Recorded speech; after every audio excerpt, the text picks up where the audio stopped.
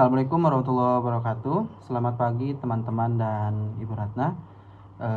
Kami dari kelompok 10 yang beranggotakan saya sendiri, Willy Abdul Jabar dengan NPM 201331000067, dan rekan saya saudara Yoga Dwi Santoso dengan NPM 2413331000035. Baik, di sini kami akan mempresentasikan tentang topik itu liabilitas jangka panjang. Untuk pengertian liabilitas jangka panjang itu adalah liabilitas jangka panjang adalah kewajiban keuangan perusahaan yang jatuh tempo lebih dari 1 tahun atau 1 siklus operasi. Nah, kan kalau kemarin itu di pertemuan sebelumnya kelompok presenter itu menjelaskan kalau liabilitas jangka pendek itu adalah liabilitas yang akan jatuh tempo kurang dari 12 bulan. Nah, kalau liabilitas jangka panjang itu adalah liabilitas yang jatuh temponya itu lebih dari 12 bulan. Simpelnya seperti itu. Kemudian lanjut ke penyajian liabilitas jangka panjang. Nah, jika kita masih ingat kemarin itu di pertemuan sebelumnya kelompok presenter itu mempresentasikan kalau suatu liabilitas itu diklasifikasikan sebagai liabilitas jangka pendek apabila liabilitas tersebut memenuhi 4 syarat berikut. Yaitu yang pertama, entitas memperkirakan akan menyelesaikan liabilitas tersebut dalam siklus operasi normal. Kemudian yang kedua, entitas memiliki liabilitas tersebut untuk tujuan diperdagangkan.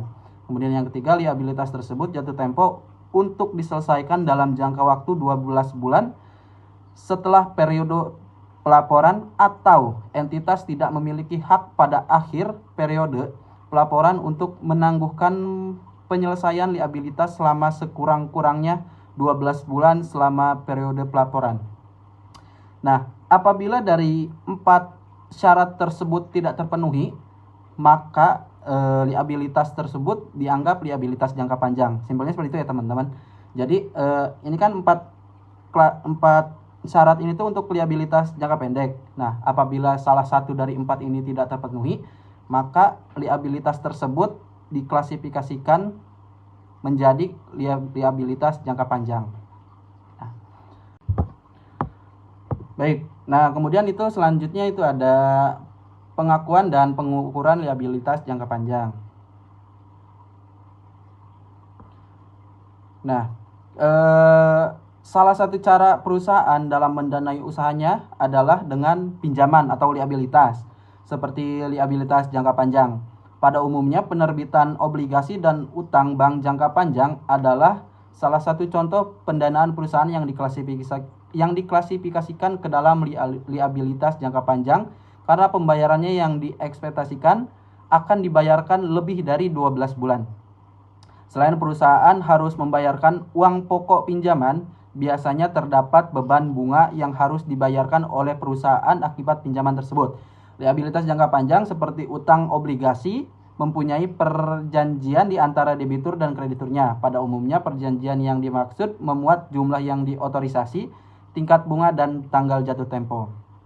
Nah, kemudian pengakuan dan pengukuran awal.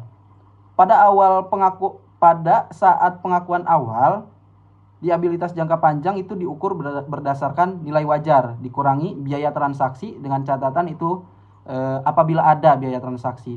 Kalau misalkan biaya transaksinya tidak ada, berarti tetap itu liabilitas jangka panjang diukur berdasarkan nilai wajarnya. Pada umumnya nilai wajar saat pengakuan awal liabilitas sama dengan harga transaksinya atau harga jualnya, yaitu nilai wajar pembayaran yang diserahkan atau diterima. Nah, kemudian pengukuran setelah pengakuan.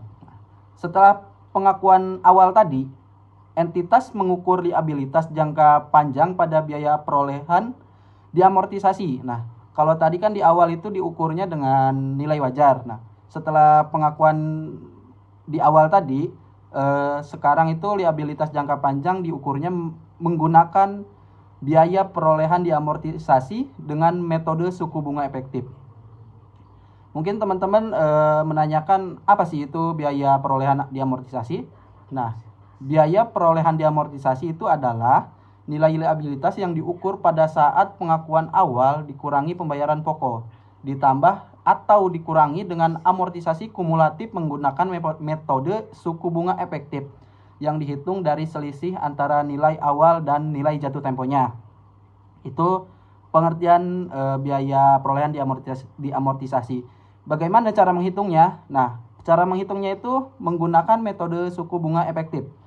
Adalah metode yang digunakan untuk menghitung biaya perolehan diamortisasi dari instrumen keuangan dan metode untuk mengalokasikan pendapatan atau beban bunga selama periode yang relevan. Suku bunga efektif adalah suku bunga yang secara tepat mendiskontokan estimasi penerimaan kas di masa depan selama perkiraan umur dari instrumen keuangan. Premium atau liabilitas, premium atau diskon yang timbul pada pengakuan awal juga akan diamortisasikan selama jangka waktu liabilitas jangka panjang. Amortisasi premium akan menurunkan jumlah tercatat liabilitas, sedangkan amortisasi diskon akan meningkatkan nilai tercatat liabilitas. Jadi simpelnya tuh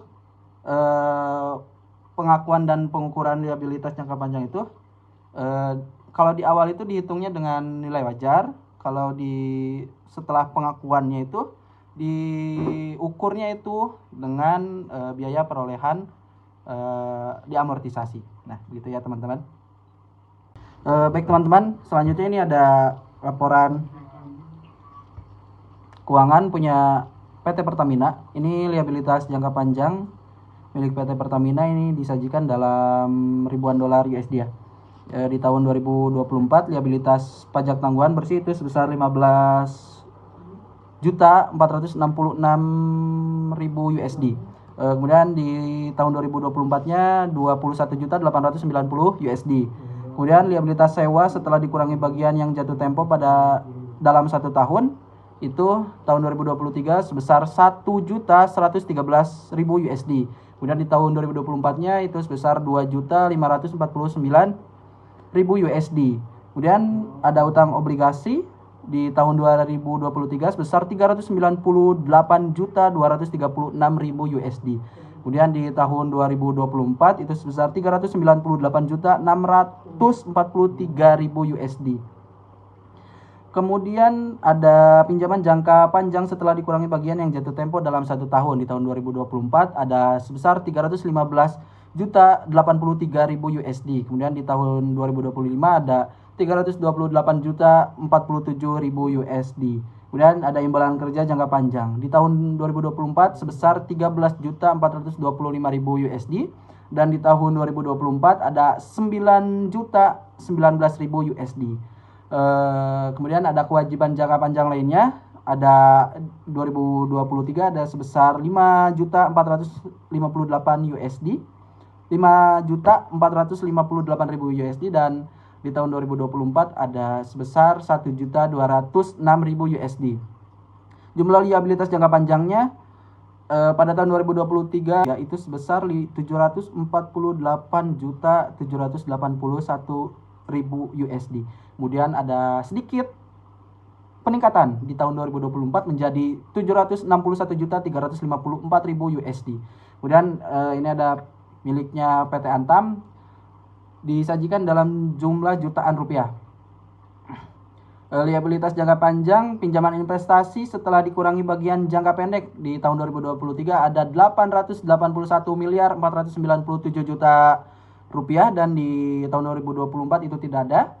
Kemudian ada liabilitas sewa setelah dikurangi bagian jangka pendek di tahun 2023 sebesar 63.486.000.000 rupiah, dan di tahun 2024 ada 42.357.000.000 rupiah.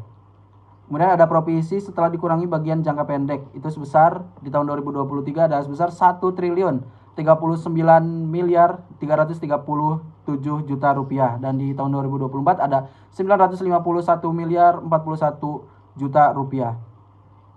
Uang muka pelanggan setelah dikurangi bagian jangka pendek itu di tahun 2023 itu tidak ada, dan di tahun 2024 itu ada 424 miliar 512 juta rupiah.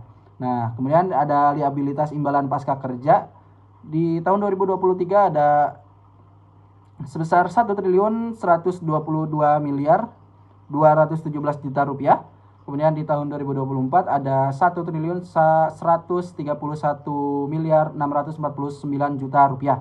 Kemudian liabilitas jangka panjang lainnya di tahun 2023 sebesar 2 miliar 682 juta. Kemudian di tahun 2024 sebesar 2 miliar 682 juta rupiah.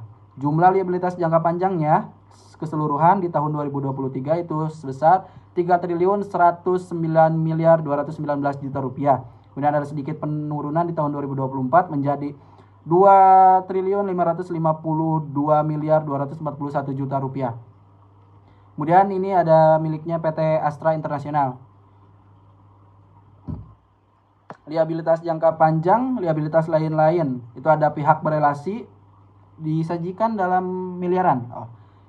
Pihak berelasi itu tahun 2023 49 miliar 24 tahun 2024 itu sebesar 52 miliar. Dan pihak ketiga tahun 2023 itu sebesar 176 miliar dan di tahun 2024 itu sebesar 161 miliar. Kemudian ada liabilitas pajak tangguhan.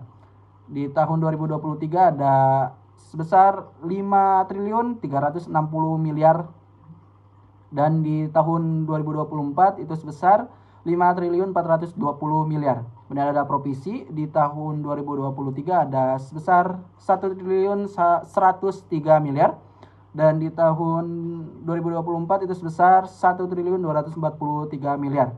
Kemudian liabilitas imbalan kerja di tahun 2023 itu sebesar 7 triliun 510 miliar dan di tahun 2024 itu 8 triliun 735 miliar.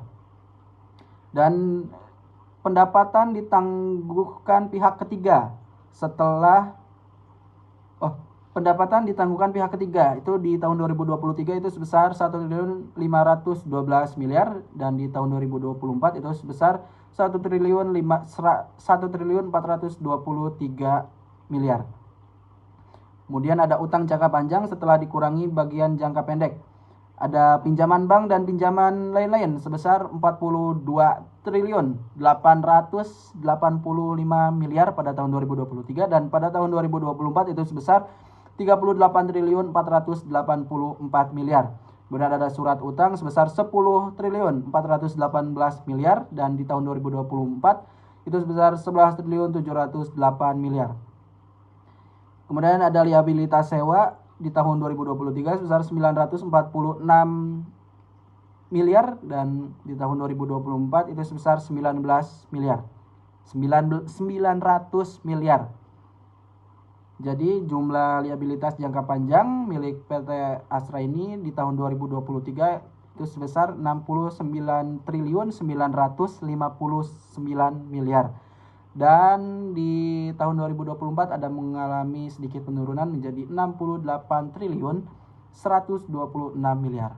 Baik, selanjutnya akan dilanjutkan oleh rekan saya. Terima kasih. Selanjutnya ada barang konsumsi primer, itu PT Nippon Indosari Korpindo Tbk. Untuk akun liabilitas jangka panjangnya itu ada jaminan pelanggan, pinjaman bank jangka panjang, liabilitas pajak tangguhan neto, liabilitas imbalan kerja jangka panjang, dan liabilitas sewa. Selanjutnya ada barang konsumsi non primer, itu PT Ramayana Lestari Sentosa Tbk. Untuk akun liabilitas jangka panjangnya itu ada liabilitas imbalan kerja dan liabilitas jangka panjang setelah dikurangi bagian yang jatuh tempo dalam waktu 1 tahun. Selanjutnya ada sektor kesehatan, itu PT Kalbe Farma Tbk.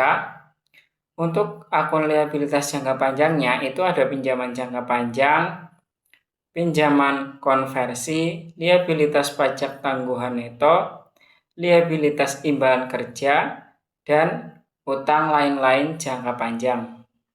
Selanjutnya di sektor keuangan ada PT Bank Sentral Asia (TBK).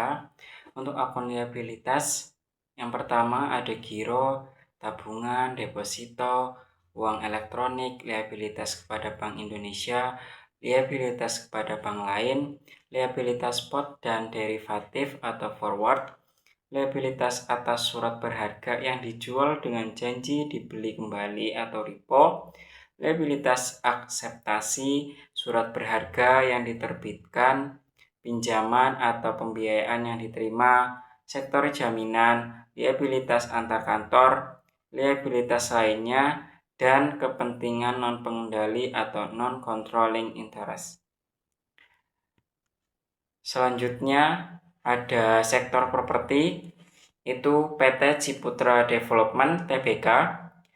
Untuk akun liabilitas jangka panjang, itu ada liabilitas imbalan kerja, liabilitas kontrak, uang jaminan penyewa, liabilitas pajak tangguhan neto, liabilitas jangka panjang setelah dikurangi bagian yang jatuh tempo dalam 1 tahun. Selanjutnya di sektor teknologi ada Goto, Gojek, Tokopedia, TBK. Untuk akun liabilitas jangka panjang itu ada liabilitas pajak tangguhan, liabilitas imbalan kerja, utang jangka panjang. Untuk di sektor infrastruktur itu ada PT Tower Bersama Infrastruktur (TBK). Untuk akun liabilitas jangka panjang itu ada liabilitas jangka panjang setelah dikurangi bagian lancar, liabilitas pajak tangguhan, provisi jangka panjang, liabilitas imbalan kerja. Untuk di sektor transportasi dan logistik itu ada PT Bluebird (TBK). Untuk akun liabilitas jangka panjangnya yaitu ada liabilitas sewa, liabilitas pajak tangguhan neto, utang bank jangka panjang setelah dikurangi bagian yang jatuh tempo dalam 1 tahun, utang jaminan pengemudi, liabilitas imbalan kerja, dan utang jangka panjang lainnya. Selanjutnya yang terakhir ada di sektor produksi investasi tercatat. Itu ada PT Global Mediacom (TBK).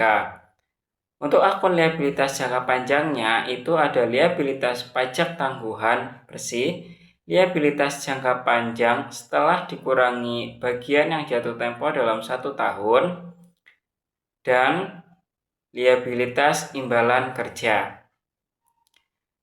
Mungkin itu saja yang bisa kami sampaikan.